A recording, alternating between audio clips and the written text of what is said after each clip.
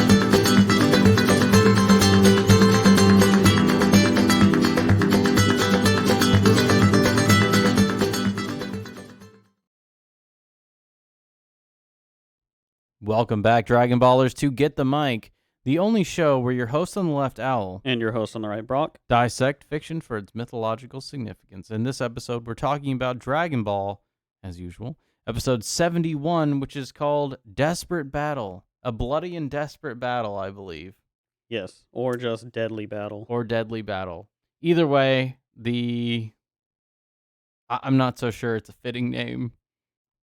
Neither Brock nor I really liked the name of this one, but doesn't make any reference to the struggle that's happening, and it's not a deadly battle necessarily. It's not integrated well, especially since we've seen what happens if someone loses a battle at this point in the competition or in, let's say, Baba's realm. It really makes me think that this was supposed to be the title for the next episode, which is and actually then, a deadly battle. If all of them were like shifted one over, it makes more sense. Yeah, because the next one is a reference to the episode after it as well. And the one after that attack isn't used until the next episode. So, literally everyone could be shifted. But anyways, we digress. Please, if you like what you hear, give us a like, give us a subscribe. We're on YouTube and Rumble. We upload on Mondays and Thursdays for YouTube, Tuesdays and Fridays for Rumble. So check those. We'd appreciate views, subscribes, comments. Even if you disagree with us, please let us know. We'd love to talk about it. I think that's all the housekeeping stuff we have. You ready to get into it? Oh, yeah. Oh, yeah. So, the first thing that we see is, and we've kind of cut out the flashbacks, because, I mean, if you're watching these in order, you know what's been going on anyways. So, while Yamcha fights desperately to fight against the Invisible Man, Goku has gone to get Master Roshi and Bulma at Krillin's request, and Yamcha back at Udnai Baba's arena is trying to use his hearing to fight the Invisible Man, but Baba kind of foils that strategy by singing about herself, saying that she is Udnai Baba, the cute fortune teller Baba. Oh, the reference from the title before? Two before. Right? Yeah, two before, because we had We Are the Five Warriors, yeah. and we had that before, yeah. So now it's paid off. The naming of these episodes is very weird, but it's fine. So here, right, we have Yamcha using his hearing, and we've talked briefly about Yamcha's fight with the Invisible Man, what it means to be invisible. And And so here we can see that Yamcha, being open to the chaos around him, is able to integrate as much as he can. And it is enough to overcome the Invisible Man's deception. But Baba singing about herself is able to counteract that. And it's because being able to put that order that is useless, let's say, filling filling the conscious space with things that are useless, can clutter the ability to single things out. And so we see Udnai Baba, singing and allowing herself to interfere with Yamcha's ability to incorporate the chaos around him and be able to see and make order out of the Invisible Man. I do like that. There is that mastery of the chaotic or of the unknown that she has, right? There's another element to it though that I really like because it's a continuation of what we had seen in the last episode as well, where we saw the bug in the arena, right? And Baba had told Yamcha that his challenger was already here in the arena with him, right? So let's keep the metaphor going for a second and look at it as what Yamcha's trying to do to win this challenge or to pass this test is he's closing his eyes and he's listening, right? And that's what you're doing whenever you're praying, right? You close your eyes and you listen for the voice or you listen for the sounds of the invisible man, right? And so I like that the challenge that Yamcha has to be able to pass here is his conscience is not going to tell him what he needs. Acting good or trying to be pure is actually not the test that you need to be able to pass whenever it's Baba who's posing this test to you, right? And so this is an inversion of that what we kind of talked about is the polar opposite of core and tower, right? So instead of the integration of the pure side of yourself, right, towards goodness, you actually now are facing something where Yamcha's it that integrating that within himself isn't actually the orientation that will get him to pass Baba's test, right? And so he's in a conflict with an aspect of himself, but the thing is that it's not just sitting and listening for the voice of conscience, let's say, isn't something that's going to be able to pass the test. And so she starts singing, right, to interrupt that, to say that like um this thing that's plaguing you isn't going to be defeated by just hearing it, right? And so she's that, how would I say, the thing inside of you that niggles at you and like won't let you listen to your conscience, the thing that interrupts your ability to meditate, right? The the negative thought almost. Right. I see where you're going with that. Yeah, and so Yamcha here, when he's trying to interact with the muse, with the positive chaotic that will allow him to map out his environment, right? That is interrupted by Baba being able to control that chaos, right? And she becomes it's not only that voice of niggling, let's say, Yeah, which is it a fine word, but I would say it has to do with like self-doubt, right? And the tendency for people to accept a safe choice, right? It's almost that Oedipal mother saying, "Stay at home. Don't confront this. Don't allow the chaos to interact with you and set order in the world." But just it's flushed out by this instantiation of Udinai Baba saying that she is a cute fortune teller, and she says something too that you said earlier. Is your ask small or something like that? right. I think that there's that other element to it though. Just that the orientation aspect, right? Because we're here on the precipice of the place where the tree whose roots reach all the way down to hell has branches that reach all the way to heaven, We're right? in that. So we're We're in at the the roots. roots, Yeah. right? And so it's sort of we're needing to look downward, right? And I think that Yamcha, I love that Jung says people don't see God because they don't look far enough down, right? They don't look deep enough to find God. And his contention is that people only look upwards towards purity, and don't see that there is God in the negative as well, to see that redemption down in the negative, right? And so I think this is somewhat symbolic of negative thoughts. And you had mentioned, that negative thought that comes to you, and that gives you that self-doubt, right? But it's almost like the inevitable negativity that won't let you hear that, be able to keep your focus on that voice that tells you what's just good. It's like you Well, I mean, need the imagine negative to imagine define the good, right? well, imagine what people could do if they allowed themselves to listen to that divine voice, which is that core and orientation upwards. But how is that interrupted? It's by the self doubt and the, let's say, devouring of oneself by choosing safe and uncourageous choices. Um, but yeah, and I think too that Yamcha's ability, and actually, I don't want to get ahead of myself because I was going to say Right. Yamcha's ability to defeat the Invisible Man. We'll get to that in a second. But right, and how Udinai Baba's characterized here is being a master of that ability to commune with the unknown, to make communion, let's say, make contact with the unknown. Right. Baba can separate that, but she can also enable that to happen. And that's actually why we're here to begin with. So yeah, So, and that's the point, right? Communing with the right. unknown within the self, right? Yes. It's not just facing the dragon, let's say, but it's the Well, dragon inside of you that you uh-huh. need to look inward and confront the thing about yourself that maybe you haven't integrated, that you would think is negative, but you But haven't I taken do the want to positive say from. I do want to say that Yamcha has actually passed the test of this fighter already.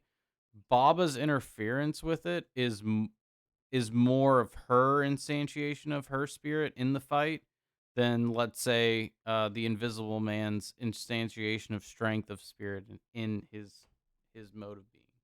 Right, it's a corruption of that, right? She is corrupting the fight to Well, make it about something else, right, right? she's lowering, yeah, she's lowering the playing ground, let's say, and to where Yamcha's not able to even compete. So let's continue. Well, Oh, also I want to talk about the situation with the plane, right? oh yeah. Ooh, I'll edit Because so the situation with the plane is set up so that, Goku comes and he finds the plane being piloted. Is Bulma piloting the plane? that. Yes. Yeah, so Bulma's piloting the plane, and Roshi's along for the ride. Goku comes in, he takes them out of it, and then the plane starts going down, right? And so then Launch has to transform into Blonde Launch, jump into into the driver's seat, right, and take control of it. And Oolong can't drive the plane, so and Oolong's in the front seat at first, right?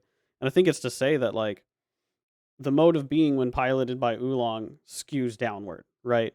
It's negative. So I want to point out here that lowering, right, is such that, well, how is Oolong? Oolong is lecherous, and he's um Cowardly. cowardly, and so we see that Yamcha's not cowardly, right? But he's also not very lecherous.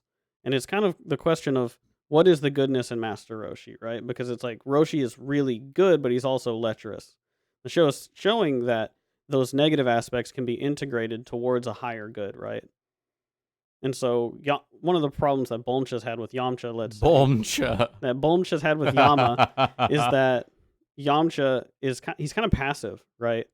He doesn't really outwardly express any desire. He basically is just like, he's around, and Bulma gets really jealous whenever all these girls are expressing this desire towards Yamcha, and Yamcha's like whatever about it, right? So we talked before about how Bulma didn't really support the things about Yamcha that Yamcha was good at, but Yamcha, he hasn't really been like, I think Bulma's jealous of the attention, right? She's not only is she envious, but she has this jealousy because I think the way she is calls out to be praised in a certain way or to be ogled at, right?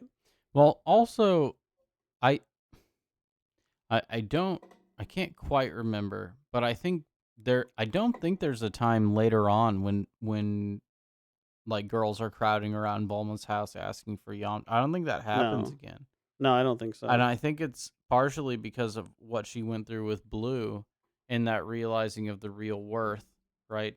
Mhm. Has allowed her to kind of overcome that. But anyways, I didn't want to interrupt you too much. Go ahead. But yeah, but I think that that's like we're seeing the lowering of the thoughts, right? Like lower thoughts. And then we see that whenever Oolong's piloting the plane just immediately starts steering downward, right? And then of course, Launch has to transform and become her like the more heroic, integrated version in that sense, and is able to just take the exact same position that Bulma was taking. So we're again connecting Bulma with Launch in the way that they're able to actually keep that view elevated, right? Hmm. Yeah. No, I think that's exactly it. Instead of steering downward into the chaos, which is very much we've got our downward chaos switch right here, right?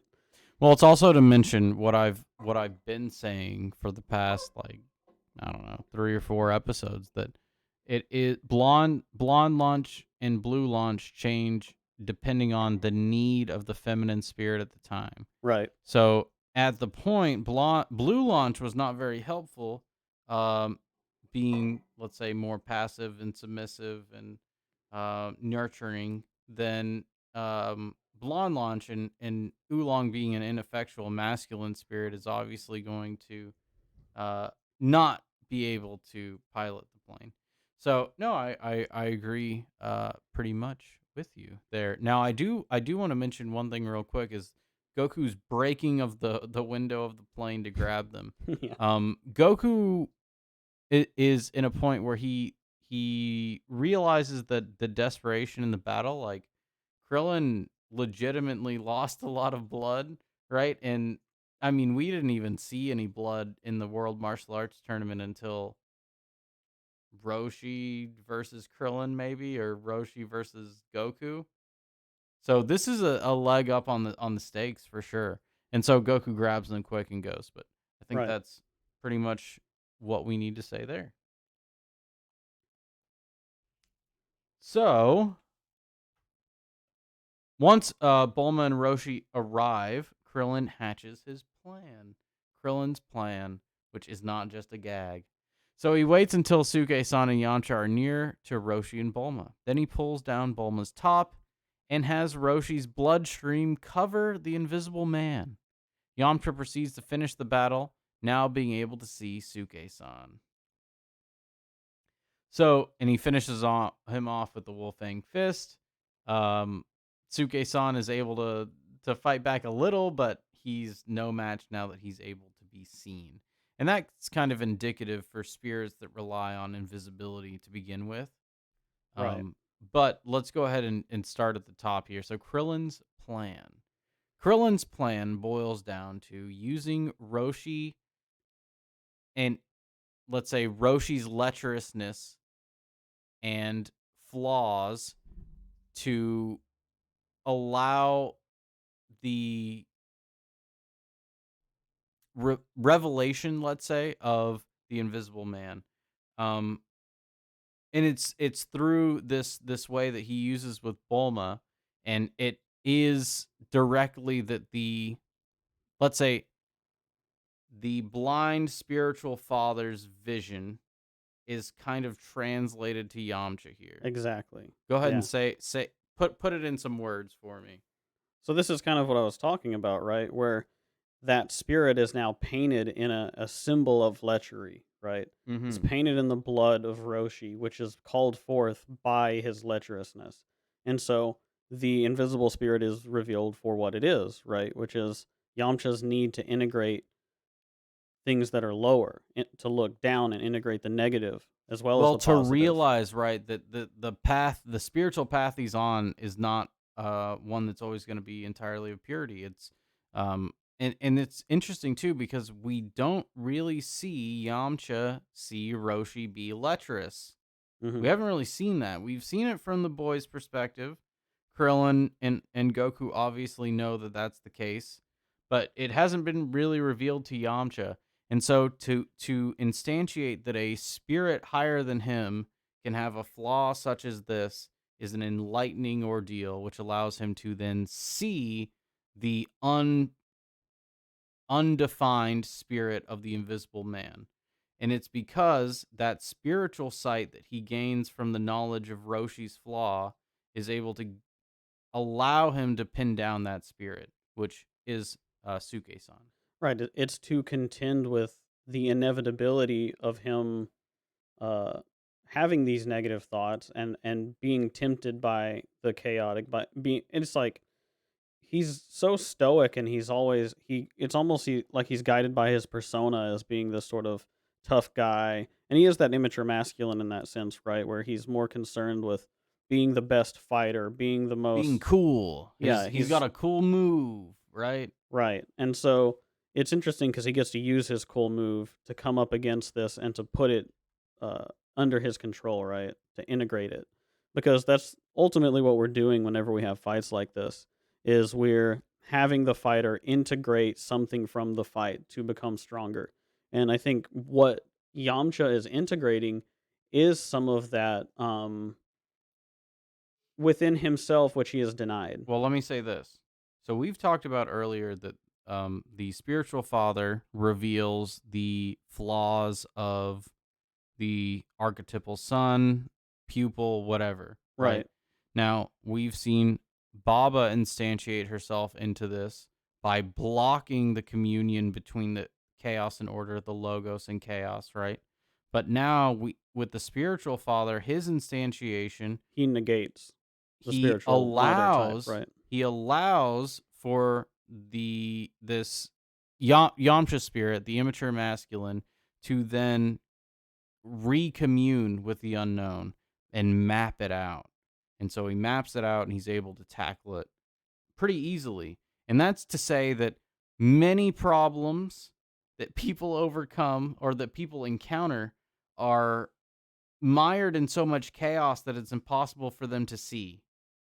But if they would just map it out forthrightly, then it would be something that they could tackle. Right, and the way that it plays out this way, that which is obscuring it is coming from the crone, coming from that really ancient spiritual mother archetype, right? Which is typically mapped with sort of the negative elements of the feminine as such, right? Um, and then basically what offsets it is the polar opposite of it, right? Which is the inherent negative aspects of the spiritual father, right? So they both interfere in the fight in their own way, but the it's basically it gives Yamcha back his sight, right? And it allows him to integrate. Yeah. All right, so excuse me. Then we see the dragon team is victorious. Yamcha is able to overcome Suke-san, but Baba claims that the next fighters actually have strength. It's interesting to know that because the vampire, while strong, right, his challenge was not one of strength, right? It was more one of, I would say, strength of being would be one, but this she's saying that these have actual physical instantiations of their spirit as strength. Now, while she's talking about that, Roshi reveals that Baba is his sister, which is very important. Now, we have already talked about the duality of the spiritual father and the spiritual mother in this sense. So, knowing that they're siblings lines up that analysis so well because it is the yin and the yang of that superordinate spirit. Because it's not the duality is not just located down at the bottom where it's the hero and the chaos, but it's above as well with the spiritual father and the spiritual mother, right? It these let's say the duality of it exists across hierarchies and across levels of being. Right. And you can look at it this way, right? So the white part of the yin and yang, right? So you've got your white half, which is the logos, which is purity, which is whatever, right? Um, represented by the spiritual father, and the black dot representing the flaws within the spiritual father. Then you have the black half, which is represented by Baba as a spiritual mother type figure, and the And you have white her being her crystal crystal ball. ball. Yeah, Exactly. exactly. Yep. So, and the white being what you find, right? Hmm. And so we're trying to map out the full cosmology sort of being, right? Of the feminine and masculine here. That's why Baba's so important. She's quirky, and I And I love her mean, you design. literally see her in her black outfit sitting on the white ball. Like she physically is And manifested that way. Roshi with the white beard and the black sunglasses, right? It Exactly. does, it lines up really well. And so knowing that he is Baba's sister, we get an insight to that duality and the nature that exists in the dragon world. And so Baba leads them down into the final dome of her complex now that we're in the last 3 fights. And one thing I do also want to mention is that Bulma and Upa introduce themselves to each other. Uh, Krillin makes a little joke about how Bulma's always mad, but it's not too much. It's not too much insight there. I like that Roshi secretly praises Krillin, right? He says, "What are you trying to make Oh an old man yes, die of yeah, blood loss?" And then he says, "But I secretly praise you." And of course, Bulma hears and she's mad.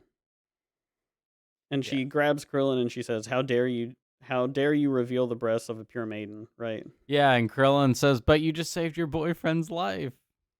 It's a, it's a cheeky joke, pointing out what has happened, right? Which is the thing that caused this to happen in the first place was revealing Bulma as she is, right? Showing the nakedness in Bulma, you could say, um, Well, I don't even know which if is it's what as happened much the first time nakedness, that she but revealed herself to Roshi, But right? it is that, it's Roshi's susceptibility to the nature of beauty, right, that expunges that negativity from him and allows Right. Well, that. I'm Yeah, referring more to her saying the breasts of a pure maiden, when in sure. reality, her first Oh, interaction I was see. With Yeah. Roshi was learning that she couldn't ride the Nimbus, and it was a reflection of the fact that she lost that ability to see herself as a pure maiden. Right. So Mhm. it's a farce, and that's why I call it her nakedness, because she's telling herself that she's a Fair. pure Yeah. maiden, and so the way that she justifies not the way that obviously she would justify saying that this is a bad thing to happen, even though it did save her boyfriend, is to call herself a pure maiden to Krillin,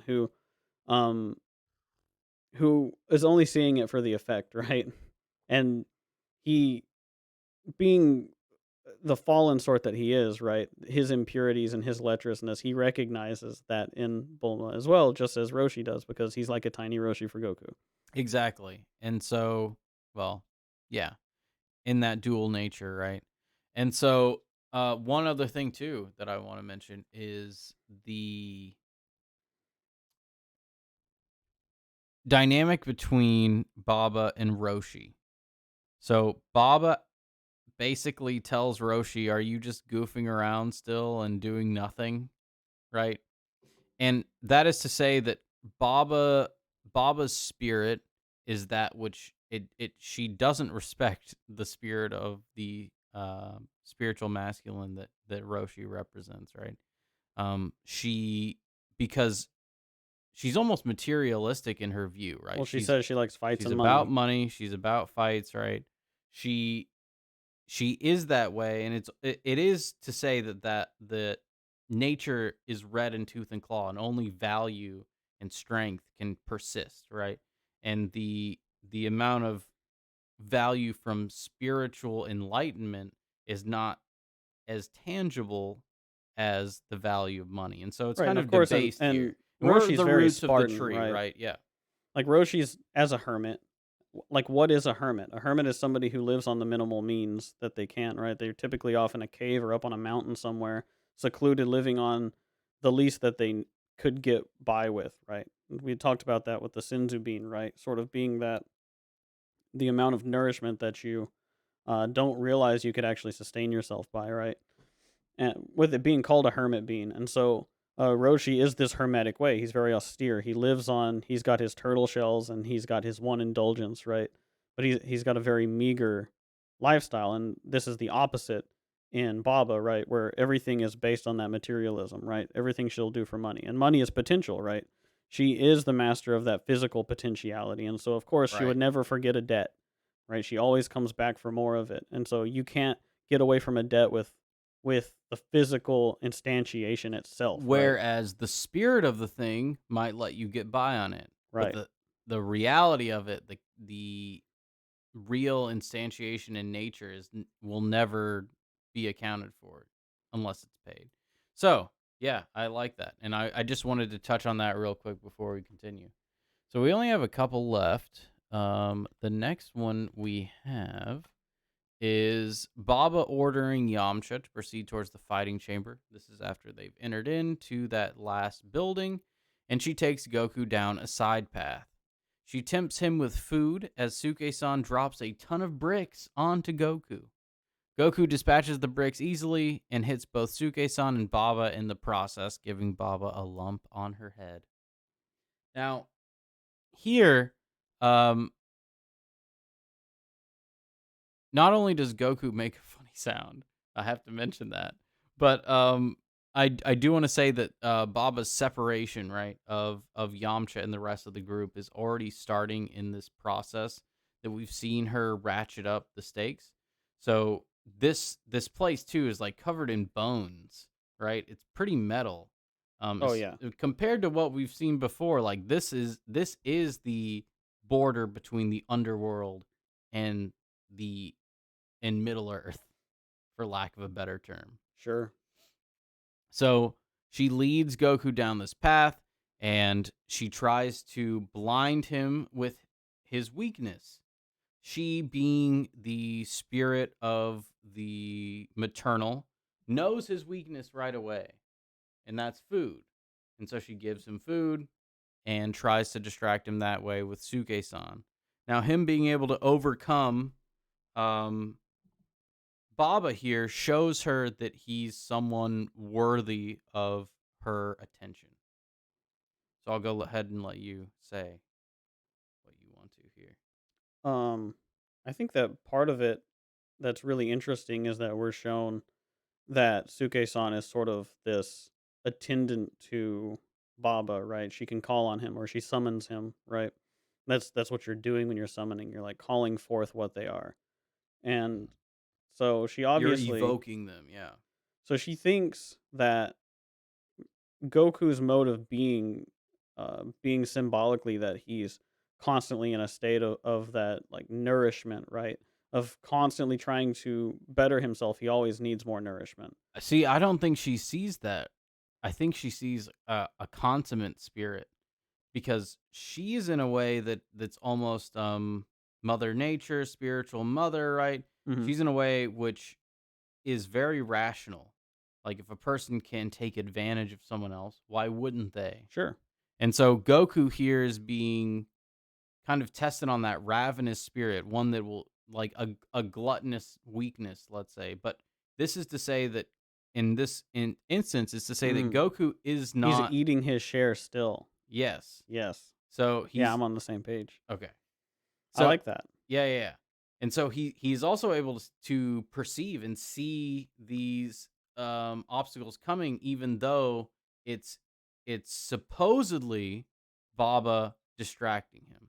But go Well, it ahead. seems that he's ravenous, but that which he is consuming has not consumed him, and so he's still present, That's a good right? way to put it. Yeah, And so she's he's testing to still see. conscious. Yeah, Yeah, and she's testing to see if he's controlled by it and if he'll eat in excess of what he needs, right? And instead it's like because Goku is so good, he needs more nourishment, right? And so she's thinking like, "Oh, he's just going to he need indulge he here." needs more nourishment Yeah. because he's greedy like me. It's Yes. almost a mapping of her onto Goku. And then But Goku hits her with the brick as well because he right, hits the mark, right? yes, He puts his finger on what he the thing hits is. both Suke-san and Baba. But yeah, I think that's a good place. And Um, that's and that kind of ties into that how integrated is Goku, right? It's like is Goku um is this something that Goku has not integrated, which is like more of his bestial nature, his desire, right?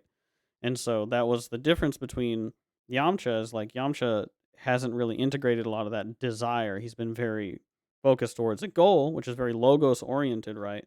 But it's almost not um Disciplined enough to reject that temptation. yeah, it's ultimately it isn't fulfilled in and of itself, right? It is tempted to seek outside of the thing for the sake of itself, right? Whereas Goku is so oriented, uh, I should say, so precise in his orientation that if you try to tempt him to steer his gaze away from what he's aimed at, right? He can eliminate the obstacle He and under reorient. he can he can reorient without losing anything, right? Yeah. And so it is definitely it's that material test. It's how integrated are you on that material level, right? And as Baba being a very material, I mean, she finds things, right? Right. And being a very material spirit is just that. So, and speaking of Yamcha, because I think we were talking about Yamcha. Oh, I one other thing. what I do want to point out here is while Goku's here facing this little test, they're ascending a tower, right? They're not going Yes. down, right? Because you would think of this if it was the opposite end of the pole, that you would be like, oh, okay, well now they're descending into the underworld. That's not exactly what's happening here. They're ascending, having to climb, and they're complaining about how long it's taking to climb up these stairs, right? And so it's almost this weird kind of reflection of what Goku's had to go through whenever he climbed Corn Tower, right? So now we've got Baba Tower, and everybody else is having to do their little ascent. Well, Goku's already done the process of um, extrapolating himself out to that spiritual level, right? And so they're having to all manually climb up this way when Baba just basically just warps him to where he I needs mean, to I be. think I think it's also to say that the order of magnitude of the next arena that we're gonna see is elevated beyond what we've seen already. That too.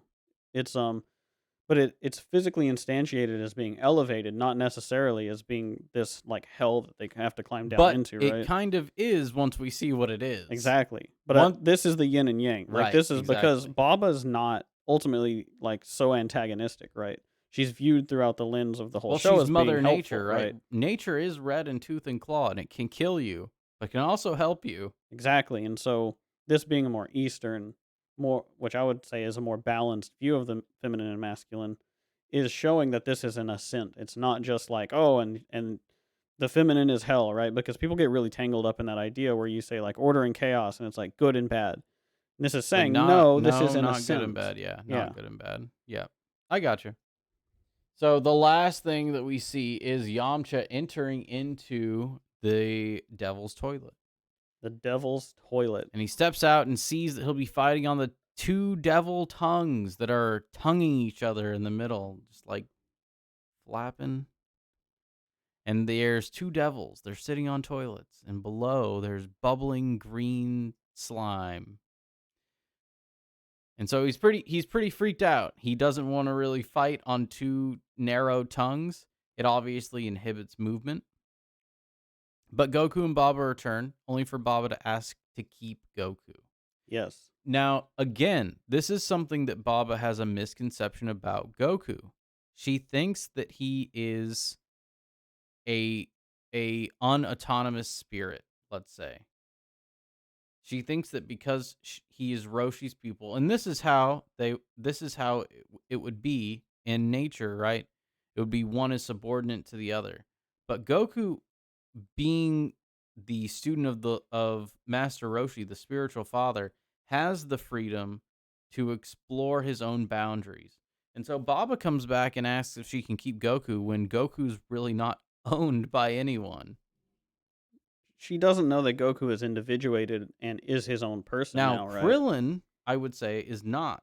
Krillin could be traded by Master Roshi. He's almost owned by Master Roshi in the way that his spirit is Subordinate.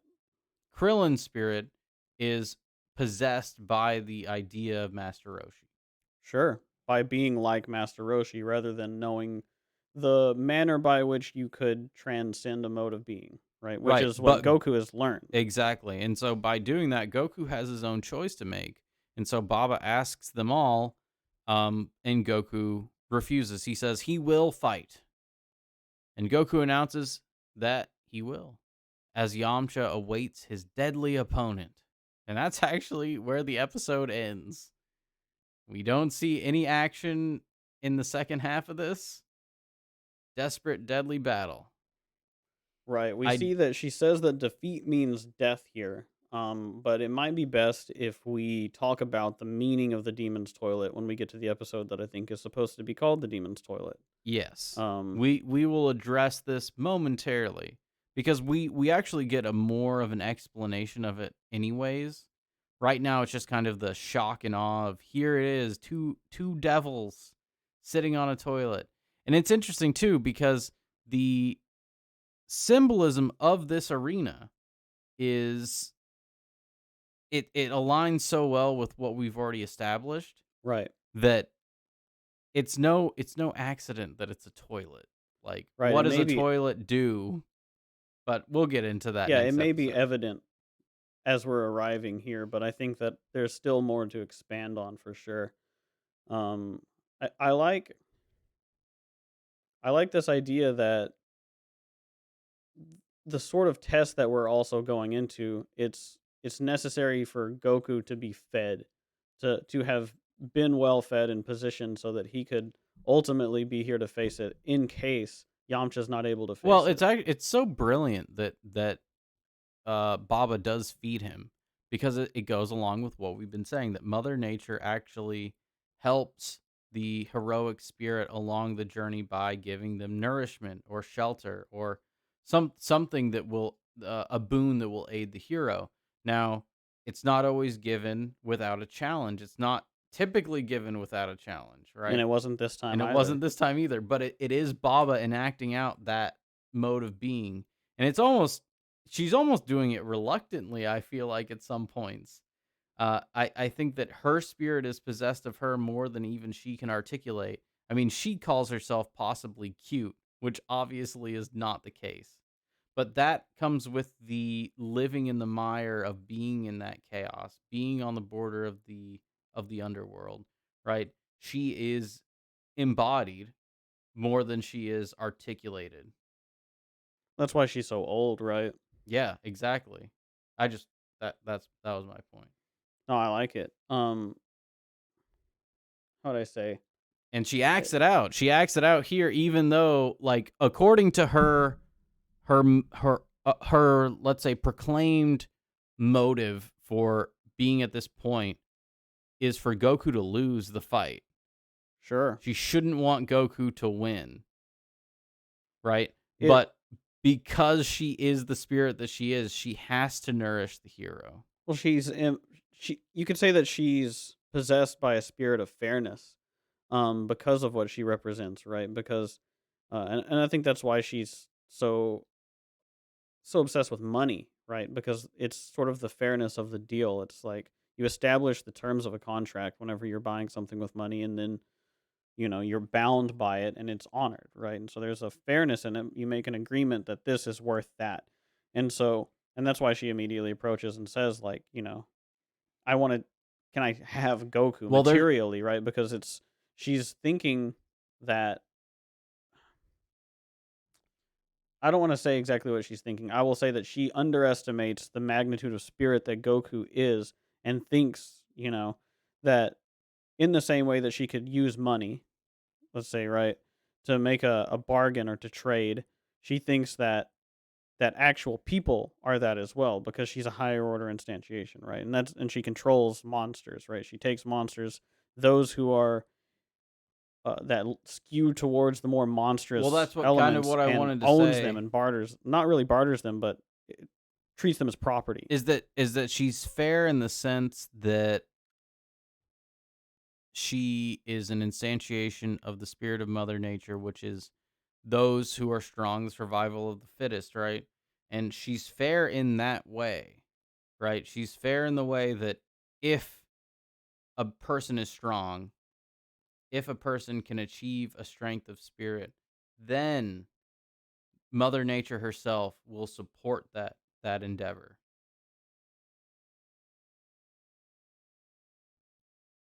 Yeah, it's a test, right? It's a continuation of a test, right? Where we had seen, let's say, that Roshi and his negative elements exist as a test for the heroic aspects of our heroes, like for Bulma.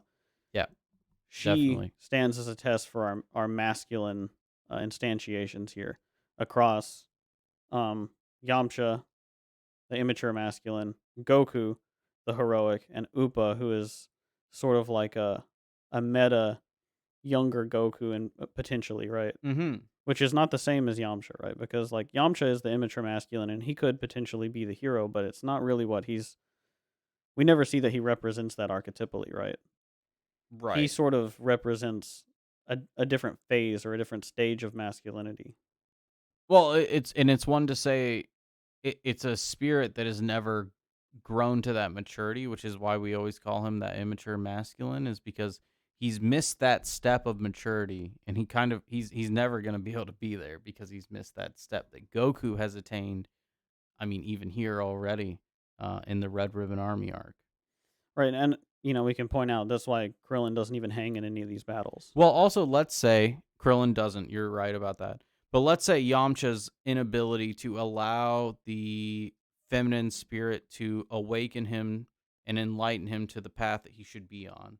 Because what you said earlier about him being recluse and kind of submissive in Bulma's relationship, that's what really harmed him in his growth.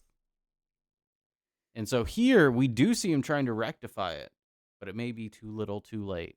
I think that's a good spot to leave off. That's definitely a good spot to leave it. All right. Well, if you liked what you heard, please give us a subscribe, give us a like, comment if you disagreed, comment if you agreed. We upload on Mondays and Thursdays for YouTube and Tuesdays and Fridays for Rumble. Give us a subscrungle.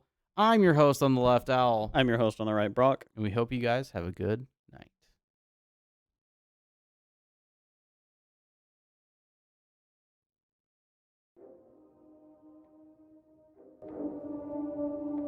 I told you I wasn't going to go easy on you. You're on your own. You can't leave me. That's cruel. Hey, guess what?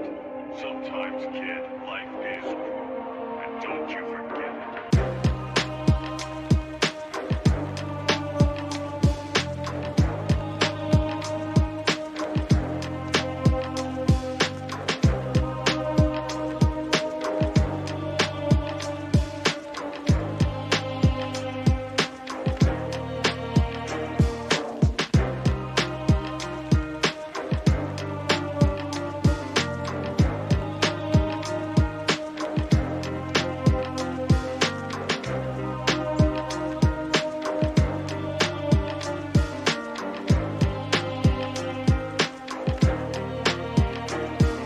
The first thing you need to do is learn how to take care of yourself.